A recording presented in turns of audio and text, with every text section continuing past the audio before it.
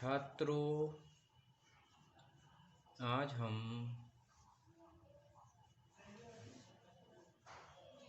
नए मेहमान एकांकी की चर्चा करेंगे।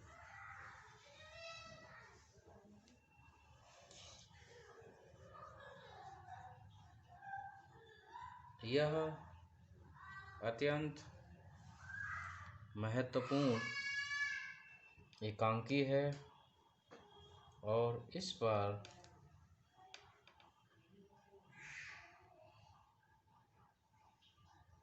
महत्वपूर्ण प्रश्न पूछा जाता है कि नए मेहमान एकांकी का कथासार बताइए। तो आइए छात्रों, शुरू करते हैं।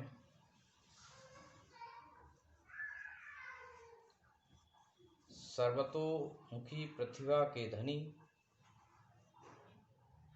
हिंदी के अनन्य उपासक एवं साहित्य सृष्टा श्री उदय शंकर भट्ट हिंदी साहित्य के सशक्त हस्ताक्षर हैं। भट्ट जी ने 11 काव्य संग्रह, 14 नाटक संग्रह, 25 एकांकी संग्रह, 6 उपन्यास तथा कुछ साहित्यिक निबंधों की रचना की है।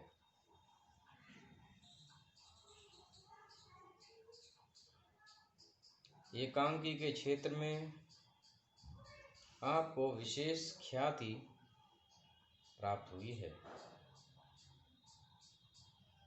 समस्या का अंत, पर्दे के पीछे, अभिनव एकांकी, अंत्योदय, 4 एकांकी, धूप शिखा, वापसी, नए मेहमान आदि भट्ट जी के प्रमुख एकांकी हैं।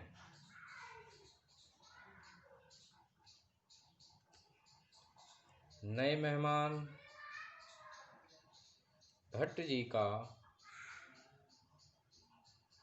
एक प्रसिद्ध एकांकी है।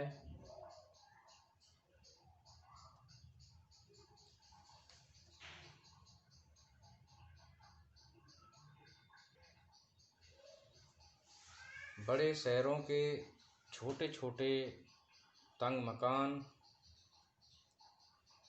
भीषण गर्मी और उस पर अगर कोई मेहमान आ जाए तो मध्यम वर्गीय परिवार को कितनी कठिनाइयों का सामना करना पड़ता है, इसकी एक कलात्मक झलक नए मेहमान में देखी जा सकती है। इसमें एक बात और साफ देखी जा सकती है कि कर्तव्य पूर्ति का आग्रह अगर कर्तव्य तक ही सीमित है तो वह बोझ बन जाता है जिसे कोई भी शायद उठाना नहीं चाहेगा। लेकिन अगर कर्तव्य के साथ प्रेम तथा आत्मीयता के भाव जुड़े हैं तो व्यक्ति अपने सुख दुख को भूलकर सक्रिय हो जाता है। नन्हेमल और बाबूलाल नए मेहमान तो हैं लेकिन अपरिचित हैं, इसलिए विश्वनाथ एवं रेवती के लिए कर्तव्य की प्रेरणा मात्र बोझ हैं। लेकिन जब रेवती का भाई आता है तो कर्तव्य के साथ प्रेम भी जुड़ जाता है। रेवती के सिर का दर्द और शरीर सुन्न होने की समस्या एकदम गायब हो जाती है। बच्चे और विश्वनाथ भी खुश हैं, सक्रिय हैं।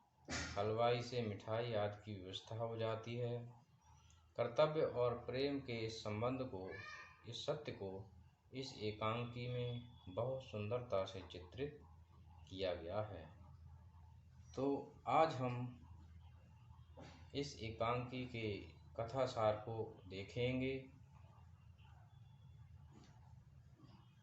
रेवती विश्वनाथ और रेवती एक छोटे से मकान में बड़े शहर में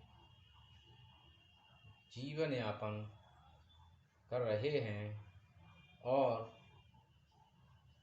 गर्मी अपना विकराल रूप धारण किए है। सभी पसीने से सराबोर हैं। विश्वनाथ, रेवती, बच्चे सभी पसीने से तरबतर हैं। पंखा चल रहा है, फिर भी उससे पसीना सूख नहीं रहा है। बार बार बर्फ के पानी की व्यवस्था की जाती है, लेकिन उससे भी और प्यास बढ़ती जाती है। प्यास बुझने का नाम लेती ही नहीं। विश्वनाथ और रेवती आपस में बातें करते हैं। विश्वनाथ कहता है रेवती से कि तुम छत पर जाकर सो जाओ, मैं नीचे सो जाऊंगा। और रेवती कहती है कि तुम्हें दिन में भी जगना पड़ता है, तुम्हें काम पर जाना पड़ता है, इसलिए तुम छत पर जाकर सो जाओ।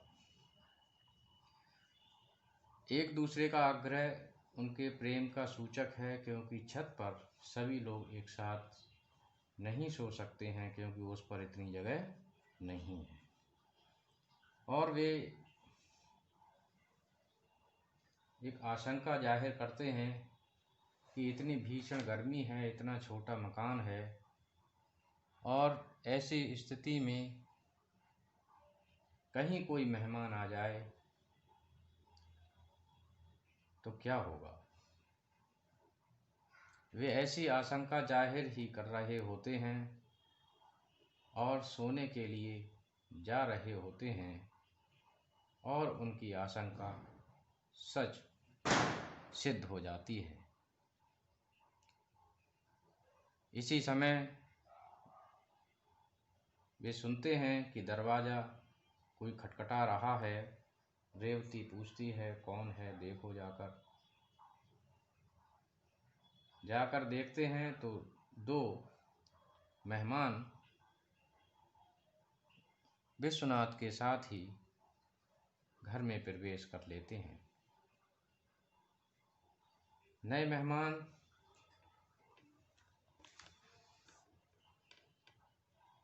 नन्हेमल और बाबू लाल, जो उनके लिए एकदम अपरिचित हैं। नन्हेमल और बाबूलाल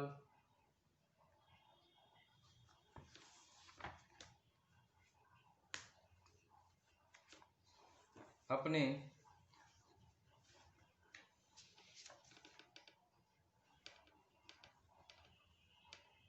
संबंधी कविराज रामलाल वैद्य के यहाँ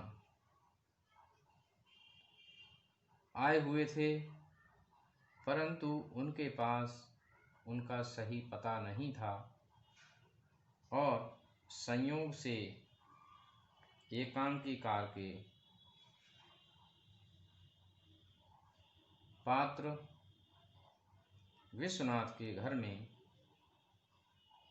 आ जाते हैं। नन्हेमल और बाबूलाल भी इस बात की तस्दीक करना आवश्यक नहीं समझते हैं कि हम जहां आए हुए हैं, क्या हमें यहीं आना था या फिर हम गलत स्थान पर आए हुए हैं। नन्हेमल और बाबूलाल गर्मी की चर्चा करते हैं, पसीने की चर्चा करते हैं और प्यास की चर्चा करते हैं, और वे बिना झिझके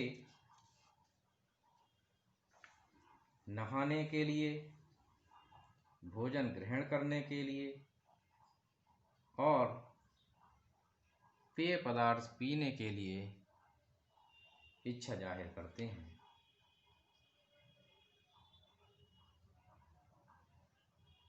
नन्हेमल कहते हैं कि पंडित जी, गला सूखा जा रहा है, स्टेशन पर पानी भी नहीं मिला। मन करता है लेमन की 5-6 बोतलें पी जाऊं। इधर बाबूलाल कहते हैं कि मुझे कोई पिलाकर देखे, 10 से कम नहीं पीऊँगा। इस प्रकार नन्हेमल और बाबूलाल बातें करते हैं।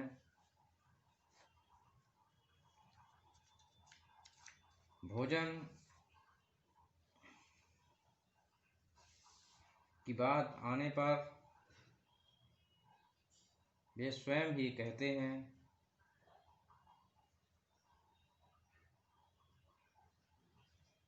कि क्यों बाबूलाल, पंडित जी, कष्ट तो होगा, पर तुम जानो खाना तो ... और उसके बाद बाबूलाल कहते हैं बस एक साग और पूरी, वैसे तो पराठे भी खा लेंगे।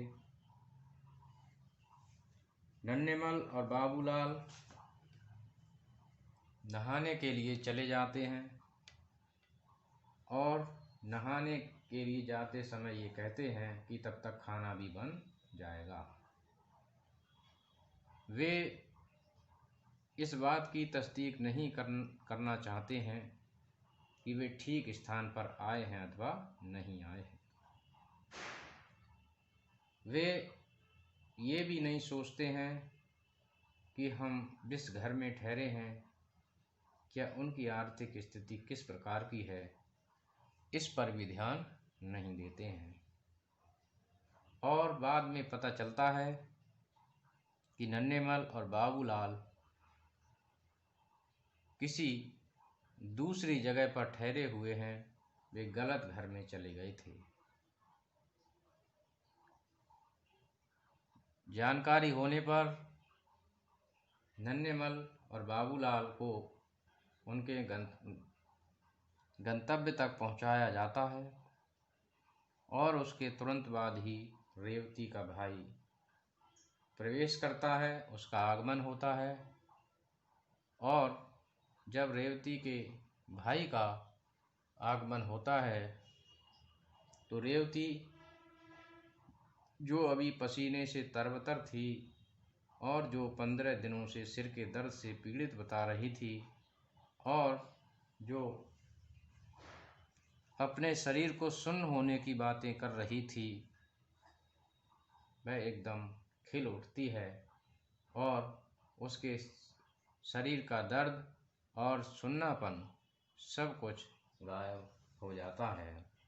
अर्थात अपने भाई के आने की खुशी में वह इस दर्द को भुला देती है और तुरंत ही पूड़ियाँ बनाने को तैयार हो जाती है और हलवाई से मिठाइयाँ भी मंगाई जाती हैं। तो इस एकांकी में कर्तव्य के साथ साथ प्रेम का होना भी बताया गया है कि यदि हम कोई कर्तव्य कर रहे हैं और यदि उससे प्रेम जुड़ा हुआ नहीं है, आत्मीयता नहीं है, तो वह एक बोझ जैसा प्रतीत होता है।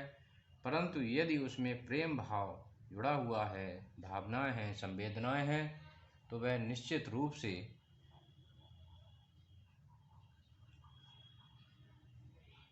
और आसानी से उसको किया जा सकता है, उसमें व्यक्ति सक्रिय रह सकता है। तो यहीं पर यह एकांकी का समापन होता है। तो मैं समझता हूँ छात्रों कि आपने इसको समझा होगा। धन्यवाद।